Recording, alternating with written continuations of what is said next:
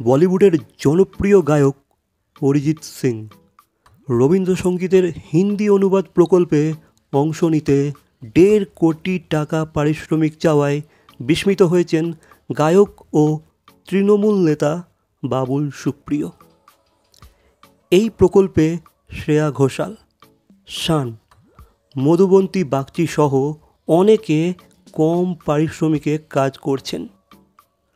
বাবুলের মতে এটি বাণিজ্যিক উদ্যোগ নয়, বরং রবীন্দ্রসঙ্গীতের ঐতিহ্য ধরে রাখার প্রচেষ্টা।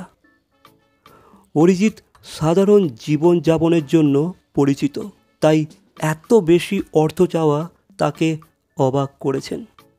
বাবুলের বিশ্বাস, এই প্রকল্পের জন্য অরিজিৎ অপরিহার্য ছিলেন।